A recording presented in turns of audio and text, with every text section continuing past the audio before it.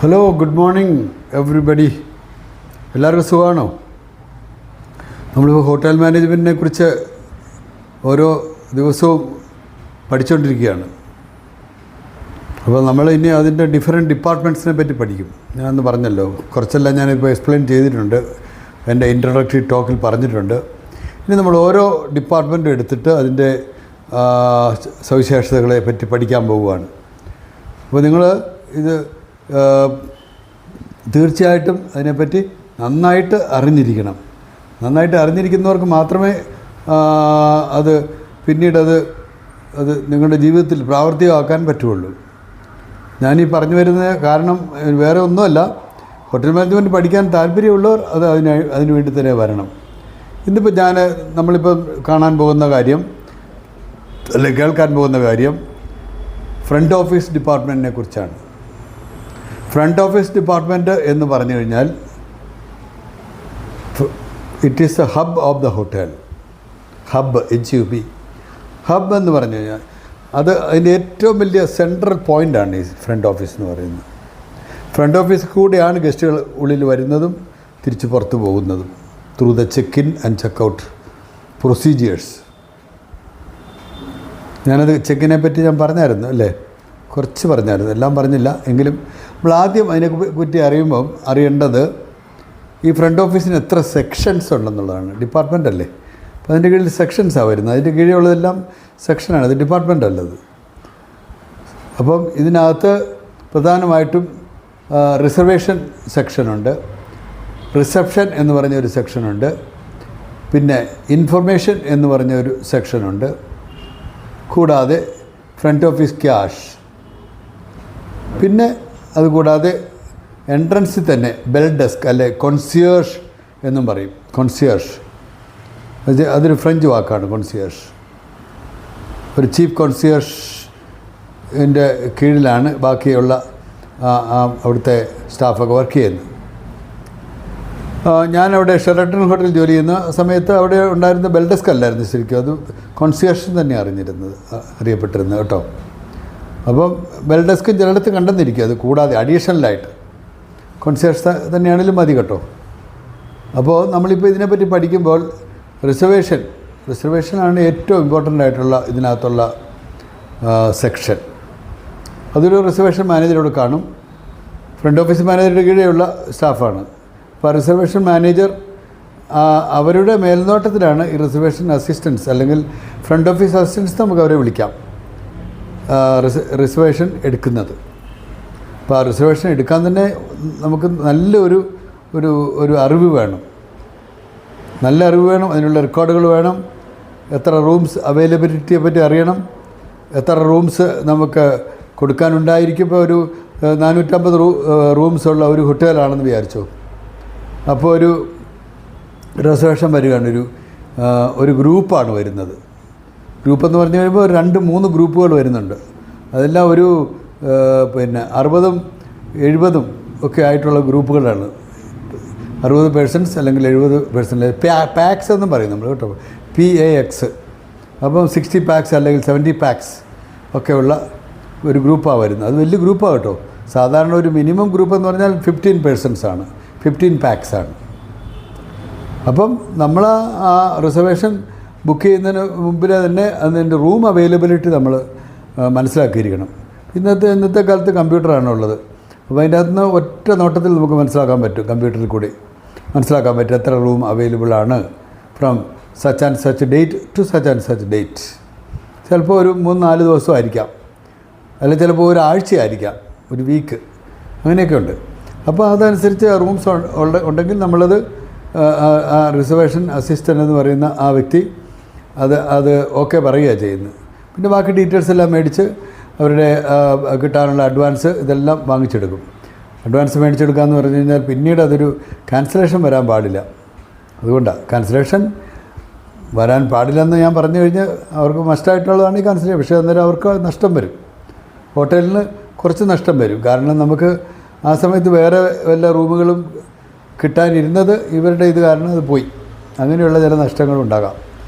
ഇങ്ങനെ പൊതുവേ ആളുകൾ അവർ കീപ്പ് ചെയ്യും അത്. കാരണം അവരുടെ പണം നഷ്ടപ്പെടുന്നതാണല്ലോ. അപ്പോൾ അങ്ങനെ ആ റിസർവേഷൻ സെക്ഷന് റിസർവേഷൻ അസിസ്റ്റൻസ് അല്ലെ ഫ്രണ്ട് ഓഫീസ് അസിസ്റ്റൻസ് അല്ല ആ റിസർവേഷൻ എടുക്കും. ഉദാഹരണത്തിന് പിന്നെ വരുന്ന ഗസ്റ്റ് എത്ര നാളത്തേക്ക് അവിടെ താമസിക്കുന്നുള്ളത്, check in duration of the stay, അതാണ് മോസ്റ്റ് ഇമ്പോർട്ടൻറ്റ്. പിന്നെ അത് എത്ര പാക്സ് വരുന്ന ഒരാളാണോ, സിംഗിൾ പേഴ്സണാണോ, ഡബിൾ പേഴ്സണാണോ, അല്ലെങ്കിൽ ഒരു ഗ്രൂപ്പ് ഓഫ് പീപ്പിളാണോ, ഒരു 4-5 പേരാണോ, അങ്ങനെയുള്ളതൊക്കെ നമ്മൾ മനസ്സിലാക്കണം. അതിൽ കുട്ടികളുണ്ടോ? ഇപ്പം 12 വയസ്സിന് താഴെയുള്ള കുട്ടികൾക്കാണെങ്കിൽ ഫ്രീ ആണ് സാധാരണഗതിയിൽ ഹോട്ടലിൽ, അത് മനസ്സിലാക്കണം.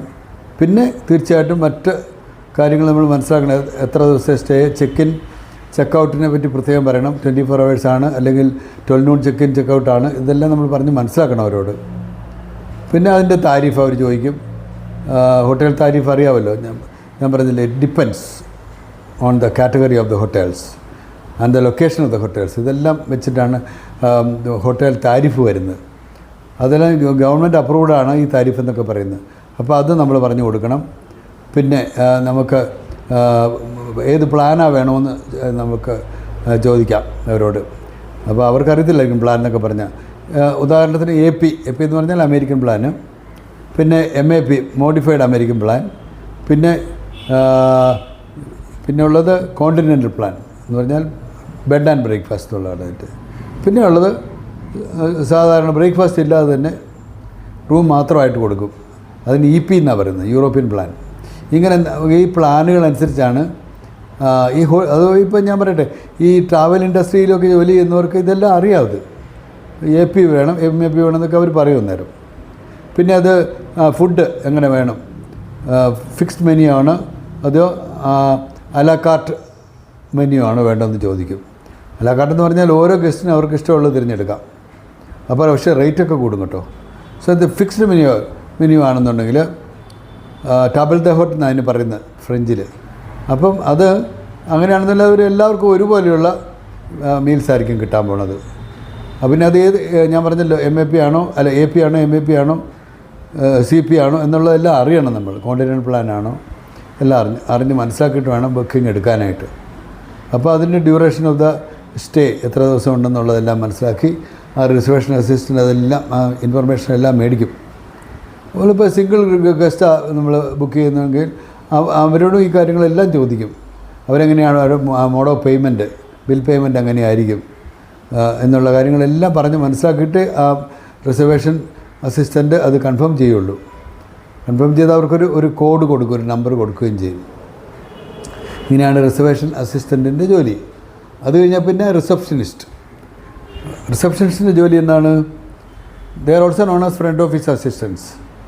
എല്ലാ റിസപ്ഷനിസ്റ്റും വിളിക്കാൻ വേണമെങ്കിൽ അവർ actually to receive the guest എന്നുള്ളതാണ്. വിത്ത് എ സ്മൈൽ, ഞാനത് കൂട്ടിച്ചേർക്കും എപ്പോഴും, വിത്ത് എ സ്മൈൽ. ഞങ്ങളുടെ കോളേജിൻ്റെയൊക്കെ ലോഗോയിൽ അത് ഉണ്ട്, സെർവ് വിത്ത് എ സ്മൈൽ എന്നൊക്കെ പറഞ്ഞ് കാണുന്നത്. കാരണം ആ സ്മൈൽ എന്ന് പറഞ്ഞാൽ ആ ചിരി, അതിനൊക്കെ ഒത്തിരി കാര്യങ്ങളുണ്ട്. ഒരു ഗസ്റ്റ് തളർന്ന് ക്ഷീണിച്ച് വരികയാണ്, നമ്മൾ ഒരുമാതിരി തണുത്ത് ഒരു കൂളായിട്ടൊക്കെ ചെയ്യുകയാണെങ്കിൽ ഉണ്ടല്ലോ, അതൊരു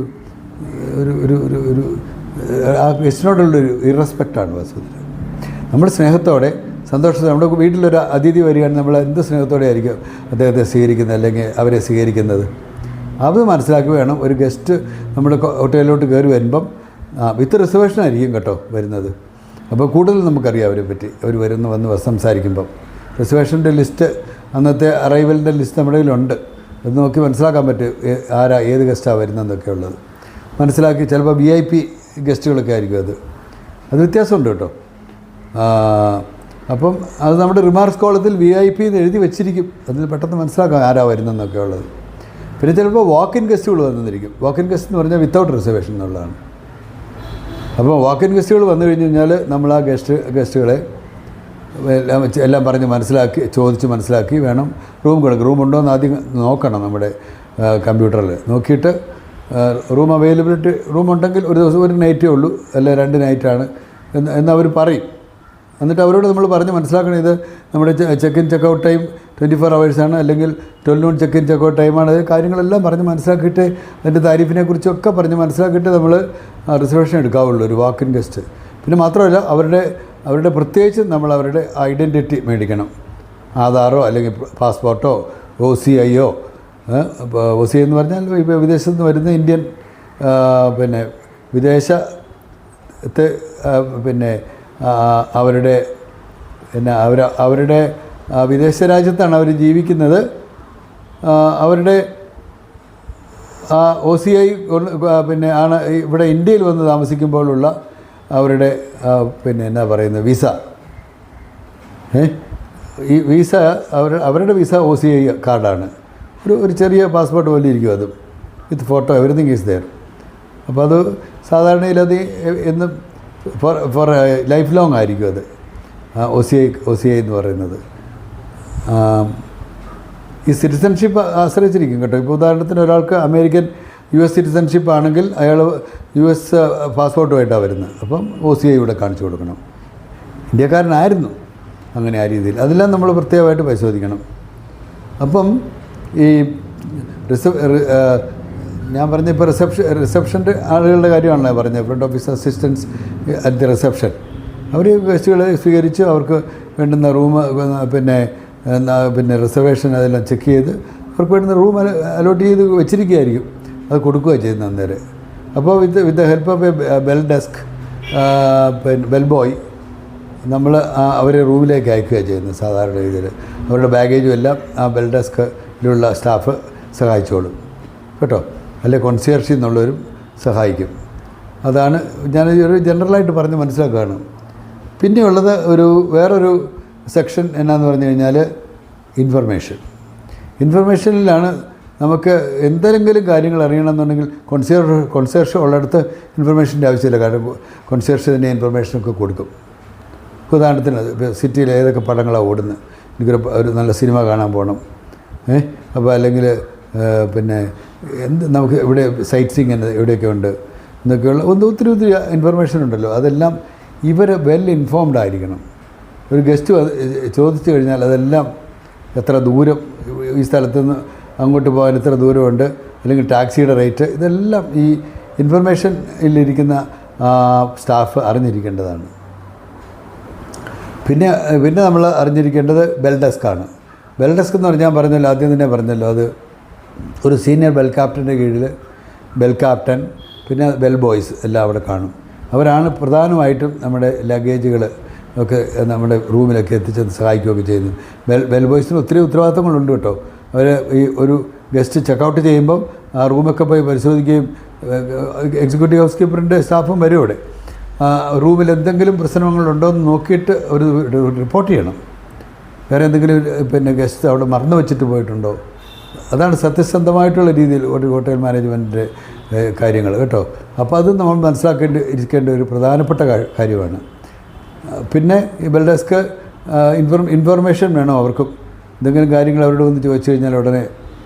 പിന്നെ മാത്രമല്ല, വരുന്ന ഗസ്റ്റുകളെ ഒത്തിരി സ്നേഹത്തോടെ ബഹുമാനത്തോടെ അവർ ഒത്തിരി നേരം അവിടെ നിർത്താതെ നമ്മൾ ആ ഗസ്റ്റുകളെ റിസപ്ഷനിലേക്ക് കൊണ്ടുപോകണം. അവരുടെ ബാഗേജ് ഒരു സ്ഥലത്ത് അടുക്കി വെക്കുക. ഗ്രൂപ്പൊക്കെ വരുമ്പോൾ വ്യത്യാസമുണ്ട്, അത് പിന്നെ നമുക്ക് വേണമെങ്കിൽ ഡിസ്കസ് ചെയ്യാം. ഗ്രൂപ്പൊക്കെ വരുമ്പോൾ 2-3 ഗ്രൂപ്പൊക്കെ ഒരു സമയത്ത് തന്നെ വന്നിരിക്കും. അപ്പോൾ 10-15 പിന്നെ മെമ്പേഴ്സാണ് വരുന്നത് വിചാരിച്ചോ. ഒരു ഗ്രൂപ്പ്, ചെറിയ ഗ്രൂപ്പ് അതാ. അവരുടെ എല്ലാം ബാഗേജുകളെല്ലാം നിരത്തി വെച്ച് അതെല്ലാം കംപ്ലീറ്റ് നമ്മൾ റൂമുകളിൽ എത്തിക്കണം. അതെല്ലാം ഈ ബെൽ ഡെസ്കിലെ ആ ബോയ്സിൻ്റെ കടമയാണ്. അതെല്ലാം പിന്നെ സീനിയർ ബെൽ ക്യാപ്റ്റൻ അതെല്ലാം നോക്കും. പിന്നെ ഉള്ളത് നമ്മുടെ ഇതിനകത്ത് നമ്മൾ പറയാതെ വന്നിരിക്കുന്നത് ഒരു ഗസ്റ്റ് റിലേഷൻ എക്സിക്യൂട്ടീവ് എന്ന് പറഞ്ഞ് GRE എന്നാണ് പറയുന്നത്. അതൊരു സാധാരണ ഒരു ലേഡി ആയിരിക്കും കേട്ടോ. അത് ലോബി മാനേജർ വേറെ ഉണ്ട്, ചില ഹോട്ടൽസിൽ ലോബി മാനേജറും ഉണ്ട്. ലോബി എന്നാണ് പറയുന്നത്. കയറി ചെല്ലുന്ന ഹോളുണ്ടല്ലോ, അതിന് ലോബി LOBBY എന്നാണ് പറയുന്നത്. ലോബി മാനേജറുണ്ട്. ഗസ്റ്റ് റിലേഷൻ എക്സിക്യൂട്ടീവ് ഇപ്പുറത്തെ സൈഡിൽ കാണും. ഇവരെല്ലാം ഗസ്റ്റിൻ്റെ കാര്യങ്ങൾ അന്വേഷിക്കാൻ നിൽക്കുന്നവരാണ്. ഈ അസിസ്റ്റൻറ്റ് ഫ്രണ്ട് ഓഫീസ് മാനേജർ ഉള്ള ഹോട്ടൽസുണ്ട്. ഫ്രണ്ട് ഓഫീസ് മാനേജറുടെ കീഴ് പിന്നെ ലോബി മാനേജർ. ചിലപ്പം ഫ്രണ്ട് ഓഫീസ് മാനേജറും ലോബി മാനേജറും മാത്രമേ കാണുകയുള്ളൂ. ഗസ്റ്റ് റിലേഷൻ എക്സിക്യൂട്ടീവ് മാത്രമുള്ള ഹോട്ടൽസും ഉണ്ട്. ഡിപ്പെൻഡ്സ് ഓൺ ദ മാനേജ്മെൻറ്റ് കേട്ടോ. അത് അവരുടെ ഇതനുസരിച്ചിരിക്കും. അപ്പോൾ ഇപ്പം നമുക്ക് ഏതാണ്ട് ഒരു ഫ്രണ്ട് ഓഫീസിൻ്റെ ഡിഫറെൻറ്റ് സെക്ഷൻസ് എന്നാന്നുള്ളത് നമുക്കൊരു ഐഡിയ കിട്ടി അല്ലേ. അപ്പം അത് വെച്ചിട്ടാണ് ആ ഒരു സെക്ഷൻ കോർഡിനേറ്റ് ചെയ്ത് സെക്ഷൻസ് എല്ലാം കോർഡിനേറ്റ് ചെയ്ത് കൊണ്ടുപോകേണ്ടത് ഫ്രണ്ട് ഓഫീസ് മാനേജറാണ്.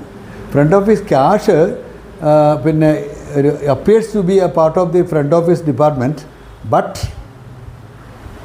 എന്താണ് ശരിക്കും അത് it belongs to the it comes under the accounts department. അങ്ങനെയാണ്. പക്ഷേ അവരവിടെ കാണും ക്യാഷ് ഡീലിങ്സ്, ചെക്കൗട്ട്സ്, പ്രത്യേകിച്ച് ചെക്കൗട്ട്സ്, അതിനിടയ്ക്ക് വല്ല പെയ്ഡ് ഔട്ട്സ് ഒക്കെ കൊടുക്കാനുണ്ട്. വല്ല ടാക്സി ഒക്കെ വന്ന് നിൽക്കും. അപ്പം ഗസ്റ്റിൻ്റെ ക്യാഷ് ചിലപ്പോൾ കണ്ടെന്നിരിക്കുകയില്ല, കാർഡേ വല്ല കാണുകയുള്ളൂ. അപ്പം നമ്മുടെ ഗസ്റ്റിൻ്റെ അക്കൗണ്ടിൽ നിന്ന് ഈ പണം പെയ്ഡ് ഔട്ട് എന്ന് പറയും, പെയ്ഡ് ഔട്ട് സ്ലിപ്പുണ്ട്. അതിൽ പിന്നെ ഈ ഗസ്റ്റിനെ കൊണ്ട് ഒപ്പിടിച്ച് സിഗ്നേച്ചർ മേടിച്ചിട്ട് പൈസ കൊടുക്കും. അങ്ങനെ ആ അക്കൗണ്ട് സെറ്റിൽ ചെയ്ത് വിടുകയാണ്. അങ്ങനെ ഓരോ കാര്യങ്ങളും ഉള്ള ഒരു പ്രധാനപ്പെട്ട ഒരു സെൻ്ററാണ്, ഹബ് ഓഫ് ദ ഹോട്ടലാണ് front office department. Thank U.